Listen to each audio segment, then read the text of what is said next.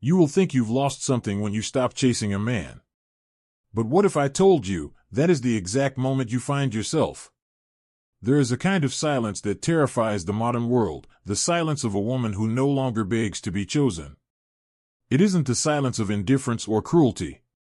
It's the silence born from awakening, from exhaustion, from finally realizing that chasing someone who cannot see you is an act of self-betrayal. In Jungian terms, this moment marks the beginning of individuation, the sacred process where the unconscious feminine rises to meet her own reflection. The woman who once ran after love now turns inward, and the energy that once rushed outward begins to descend, deep into her own psyche. There, beneath the noise of desire and rejection, she begins to hear the whisper of her true self, the one who has always been waiting. A woman who stops chasing is not giving up. She is remembering. She remembers that love, real love, cannot be forced into being by motion, it must emerge from magnetism. When she stops running, she stops being prey. And when she stops being prey, she becomes presence. Men feel this shift before they understand it. At first, he may think she's playing a game, withholding attention to manipulate. But soon, something ancient within him stirs. Her withdrawal creates a vacuum, and into that emptiness, his psyche is pulled.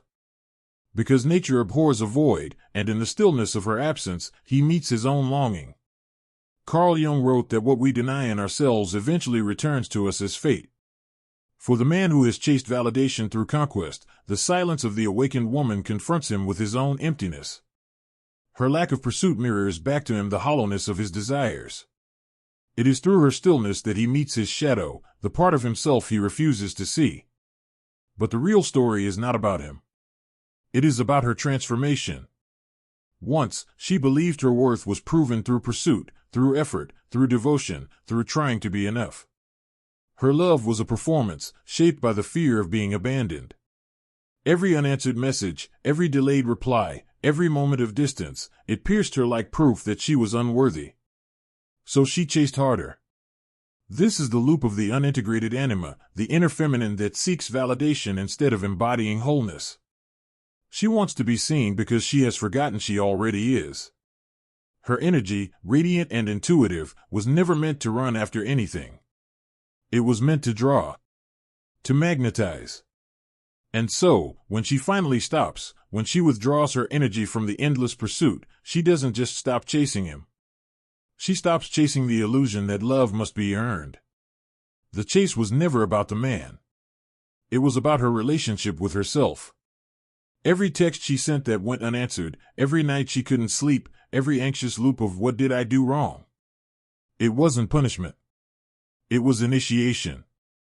The psyche uses pain as its teacher, forcing her to face what she has avoided, that she has always been running from the emptiness inside her, not toward love. Jung called this confrontation the meeting with the shadow, the dark, buried self that holds both pain and power. When she meets this shadow, she sees the truth. Her desire to be chosen was born from the part of her that once felt invisible. The little girl who learned that love only comes when she performs. Now, she no longer performs. She pauses. She stands in the stillness of her own being and lets the silence stretch like a horizon. At first, it feels unbearable. Her ego, desperate for affirmation, screams for her to act, to text, to fix, to chase. But the soul does not move in haste. The soul waits. And as she waits, something miraculous happens. The energy that once leaked outward begins to flow back into her body. She starts to glow differently, not because someone told her she's beautiful, but because she finally believes it without permission. The modern world teaches women to be visible, to speak louder, dress bolder, do more, be more. But there is a deeper power that doesn't need to announce itself. The woman who stops chasing moves in quiet confidence. She becomes the calm in a storm of noise. Her energy becomes rare, sacred, magnetic. Men sense it, not with their eyes, but with their nervous systems. They cannot name it, but they feel it. The kind of woman who no longer chases emits a frequency that unsettles the unhealed masculine. It calls him to awaken, to rise, or to fall away. This is the paradox of attraction. The more she rests in herself, the more the world begins to move toward her. She no longer competes. She no longer begs. She simply is. And in that isness, in that quiet return to herself, she finds what she was searching for all along, not him, but home. When a woman stops chasing, the world interprets it as loss, but in truth, it is alchemy. What once looked like surrender is actually transmutation, a sacred reversal of energy. She no longer bleeds her essence into places that cannot hold it. Instead, she gathers it, like light returning to its source. In Jungian psychology, this process mirrors the withdrawal of projection, the moment when she reclaims the pieces of herself that she once gave away. Every ideal, every fantasy, every hope she pinned on him was never truly about him. It was her own soul trying to find a mirror. She thought he carried her missing part, but he was only the screen onto which she projected her unhealed longing. When she finally stops chasing, the mirror shatters. The illusion breaks. What is left is raw, naked truth. And in that rawness, she begins the sacred descent into her own shadow. It's a lonely descent. No one can take her hand here. The phone grows quiet. The friends stop asking. The silence thickens like fog. And somewhere in that stillness, the question echoes, if I am not chosen, then who am I? This is the question that awakens the ancient feminine. She begins to see that the pursuit was never about connection, it was about distraction. Chasing gave her a purpose. The longing gave her identity. But without the chase, she meets the void, that terrifying space within where she must face her own reflection without a savior. Jung wrote that one does not become enlightened by imagining figures of light, but by making the darkness conscious. This is her work now, to make the darkness conscious. To sit with the ache. To hold her unmet needs without running from them. At first, she feels powerless. But slowly, almost imperceptibly, something shifts. She realizes that by not chasing, she is reclaiming choice. She is no longer at the mercy of his attention or absence. The pendulum that once swung between hope and despair begins to still. And in that stillness, she meets her power. Power, in this form, is not loud. It does not seduce or demand. It breathes. It watches. It listens. It knows. The woman who stops chasing begins to carry this knowing in her presence. Her movements slow, her words become fewer, her energy deepens. She no longer explains herself. She no longer tries to convince or convert. She lets reality reveal itself instead of forcing meaning upon it. To the unhealed masculine, this energy feels both magnetic and terrifying. Because she is no longer predictable. She does not react in the old ways, no desperate messages, no pleading, no emotional storms. Her energy becomes still, like deep water. And in that stillness, the man is forced to confront himself. He realizes that her silence is not rejection, it is reflection.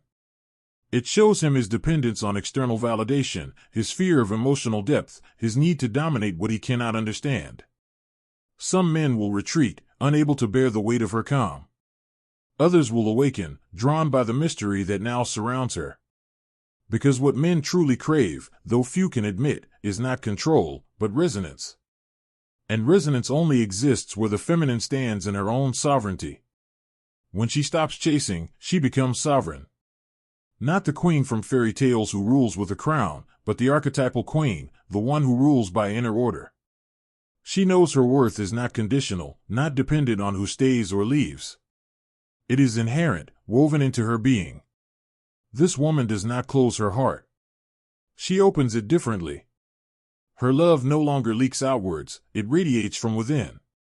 It is not the desperate giving of one who fears being alone, but the sacred offering of one who knows her fullness. You can feel this kind of woman even in silence. Her presence speaks without words. Her gaze holds depth, not demand. Her energy says, I am not waiting, I am becoming. And something extraordinary happens. As she stops chasing men, she begins to attract experiences aligned with her self-worth. Friendships deepen. Opportunities flow. The world, sensing her coherence, rearranges itself to match her frequency. Because the external world always mirrors the internal state. When she was chasing, she attracted avoidance. When she chased love, she drew those who withheld it. But now, as she rests in her wholeness, she becomes magnetic to wholeness. Carl Jung believed that every person's external reality is shaped by their inner unconscious. When a woman transforms her inner world, when she integrates her shadow and embraces her feminine, the outer world begins to bend toward her energy. This is not magic. It is alignment. The woman who stops chasing stops controlling. She no longer grips outcomes with trembling hands. She allows life to unfold, not because she's passive, but because she trusts her energy to guide her. That trust is her quiet rebellion in a world obsessed with effort. And in that rebellion, she discovers peace. Not the peace of absence, but the peace of presence. She realizes that she doesn't need to chase what is meant for her, because what is meant for her will always recognize her energy. In the days that follow her surrender, something almost mystical begins to occur. The woman who once felt invisible now moves through the world differently, slower, softer, yet somehow more powerful. Her stillness becomes her signal. She no longer needs to speak her value, it emanates. And men who once overlooked her now turn, not understanding why they cannot look away. But this transformation is not for them. It is the quiet revolution of a soul reclaiming its sacred gravity. In the language of Jung, she has begun the process of integration, uniting the fragmented aspects of her psyche that once warred against each other. The chaser and the chased, the giver and the withheld, the nurturer and the forgotten, all now stand in the same inner temple, facing one another. She no longer banishes the parts of herself that once embarrassed her. The needy girl, the jealous woman, the anxious lover, she calls them back home. She does not scold them for their hunger, she holds them. For the first time, she becomes mother to herself. And that, perhaps, is the secret most women never learn. That healing the feminine begins not with a man's love, but with her own reparenting of the wounded feminine within. When she gives herself the attention she once begged for, she stops vibrating in lack. When she honors her needs without shame, she stops chasing those who cannot meet them. When she forgives her past, she stops reenacting it. Slowly, the pattern dissolves, the one where she chases men who run, and runs from men who stay. The psyche no longer craves chaos, because it has finally met calm. It is at this stage that her energy becomes magnetic in an entirely different way. The surface allure of beauty or charm fades, replaced by something timeless, an energy of grounded presence, like the earth itself. Men sense it. Women, too. It is the presence of someone who no longer needs to prove her worth. Jung called this the emergence of the self, the unified, conscious center that rises after the ego's collapse. When the ego stops trying to control love, the self begins to radiate it naturally. For this woman, attraction now feels different. She no longer wants intensity for the sake of intensity, or attention for the sake of validation. What she craves is resonance, energy that moves like her own, steady, aware, self-possessed. She is not impressed by words anymore. She feels vibration. She does not ask, "Does he like me?" She asks, "Does my nervous system feel safe in his presence?" The feminine in her has matured. It no longer romanticizes suffering. It understands that true love does not require pursuit, it requires recognition.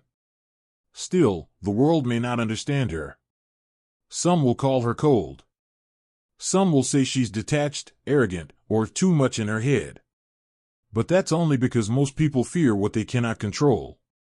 And a woman who no longer chases cannot be controlled. In the stillness of her energy, there is no hook to grab onto. No desperate need to fill. No predictable dance of anxiety and reassurance. Instead, there is mystery, and mystery is what terrifies the unhealed masculine. Because mystery cannot be conquered. It must be met. The ancient archetypes return in her presence, the priestess, the queen, the lover, the sage. She no longer lives from her wound, she lives from her wisdom. She no longer seduces with her body alone, she moves with her soul. There is an old saying, when the student is ready, the teacher appears. In her case, when the woman becomes whole, the right man appears, not because she chased him, but because she became the kind of energy he was unconsciously seeking. This man is different. He is not threatened by her silence. He does not need her submission to feel powerful. He recognizes her depth, because he has met his own. Their connection feels less like fireworks and more like gravity, subtle but undeniable. And yet, she knows that even this love is not the destination. It is a mirror, a continuation of the individuation process. Love, now, is not about filling a void but about expanding consciousness. For the first time, she can love without losing herself. She can give without depletion. She can stay without fear and leave without guilt. This is the sacred paradox of the feminine. When she stops chasing, she becomes irresistible. Not because of manipulation, but because peace itself is the highest form of attraction. In this peace, her sensuality deepens. Her beauty changes texture. It is no longer the beauty that demands attention, it is the beauty that commands reverence. And deep down, she realizes something profoundly simple, something that dissolves years of confusion. She never needed to chase him. She only needed to remember herself. That memory becomes her homecoming. It's not a triumphant return with applause or validation, but a quiet moment of exhale, the deep knowing that nothing outside her can complete what was never broken.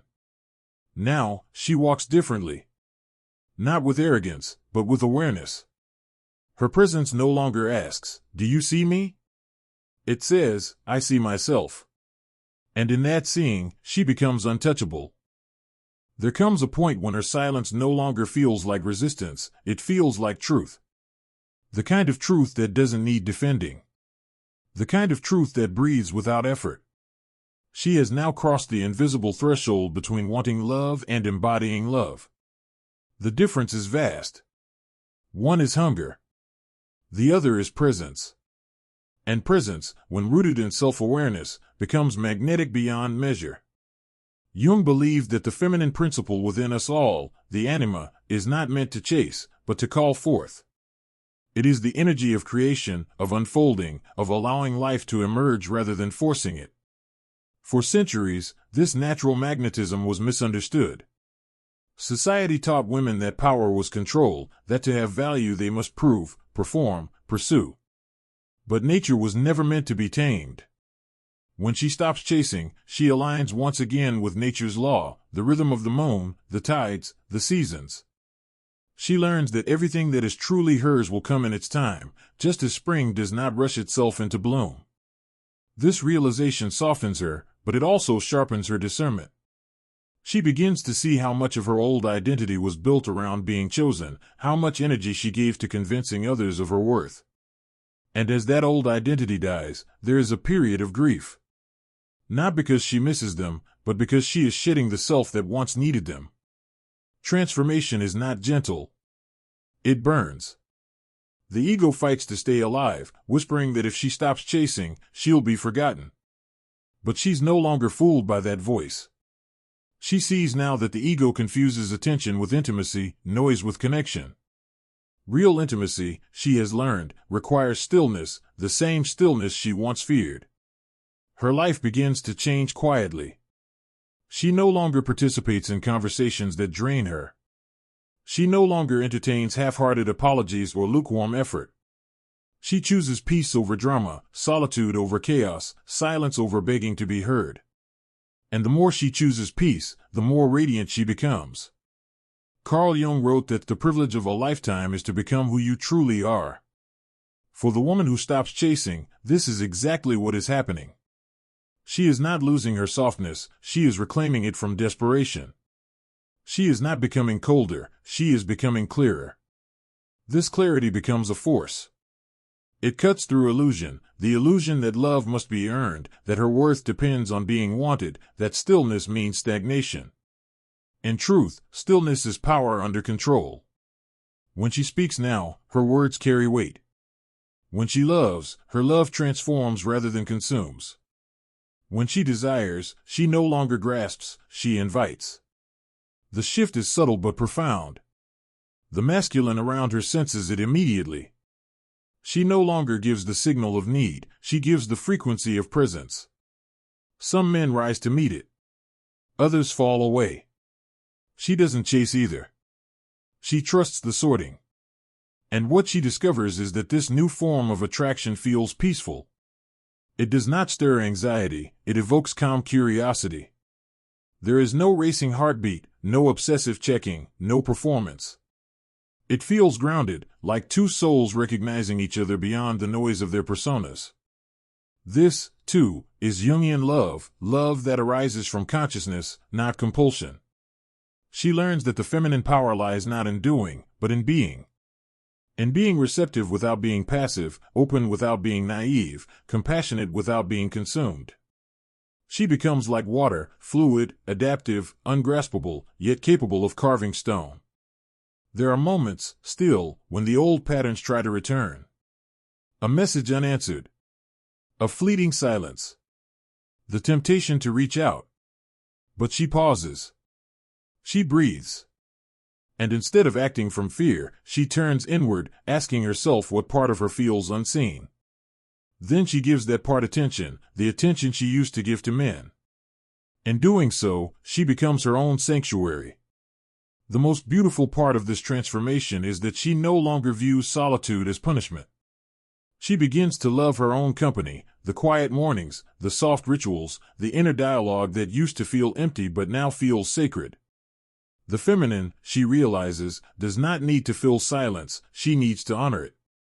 And through that honoring, she begins to notice the subtle miracles she used to overlook, the way light moves across her skin in the morning, the way her intuition speaks softly before she overthinks, the way her body holds wisdom her mind can't articulate. She is no longer in a hurry to be understood. She no longer fights to prove that her sensitivity is strength. She knows now that her emotional depth, the very thing the world once shamed her for, is her superpower. Every man who meets her now must meet himself first. Her energy demands it. Because when she stopped chasing, she stopped playing small. She became a mirror. And only those brave enough to face their reflection can stay. In this, her silence becomes sacred. Her solitude becomes sovereignty. Her softness becomes strength. She doesn't chase because she no longer runs away from herself. She simply is, whole, radiant, untamed. And in that being, everything she once sought begins to seek her. There is a moment, almost imperceptible, when her power stops feeling like rebellion and starts feeling like nature. What once was effort now becomes essence. The woman who stops chasing no longer performs divinity, she embodies it. This embodiment does not glitter, it glows. It is not loud, it vibrates quietly beneath the surface, like a hidden current beneath calm water. She has learned that true attraction is not a performance of beauty but the alignment of energy. It is not what she shows, but what she withholds, the sacred mystery of what remains unseen. In Jungian psychology, this is the birth of the fully realized anima, the inner feminine who has integrated her shadow and no longer needs to project her longing onto the outer world. She carries her own polarity within her, balanced between tenderness and power, intuition and logic, surrender and sovereignty. Her presence now disturbs and heals at the same time. To those who are disconnected from themselves, she is intimidating. To those who are awake, she feels like home. She no longer apologizes for her depth.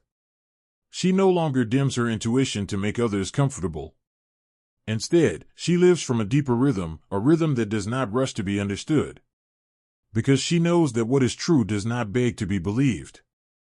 The world begins to mirror this transformation. Men who once approached her with shallow charm now hesitate, feeling the weight of her awareness. They sense that their words cannot seduce what their energy does not match. She no longer attracts boys in disguise, she attracts men who have faced their own shadows. And when such a man meets her, the dynamic changes entirely. He does not try to possess her, he seeks to know her. Not in the way of conquest, but in reverence. Their connection becomes an exchange of consciousness rather than need. He doesn't complete her, he complements her. This is not romance as fantasy. It is romance as awakening. They meet not to escape themselves, but to expand. In her stillness, she invites him to slow down. In his grounded presence, he gives her safety to open. Together, they form a container where love is not lost in chaos but strengthened by clarity. This is the sacred union Jung called the Konjunktio, the merging of opposites, not to dissolve each other, but to create wholeness. But she knows even this union is not the goal. Because the moment she made peace with solitude, she understood that love is not the destination, it is the landscape through which she walks. Every relationship, every encounter, every heartbreak has been the psyche's way of leading her back to herself. She no longer needs closure from anyone. The silence that used to haunt her has become her prayer. The absence that once hurt has become her teacher. In that realization, forgiveness blooms naturally, not the weak kind that excuses harm, but the wise kind that releases attachment. She forgives not to let them back in, but to let herself move on. She sees now that everyone she ever chased was a messenger, each man an archetype, a mirror showing her another fragment of her unconscious. The unavailable one mirrored her inner avoidance. The charming one reflected her hunger for validation. The distant one exposed her fear of abandonment. They were all initiations. And now, initiation has turned into embodiment. She walks differently. She looks at the world through eyes that have seen both ecstasy and emptiness, and found beauty in both. Her laughter carries a depth that can only come from surviving herself. There is no bitterness in her, only clarity. No cynicism, only discernment.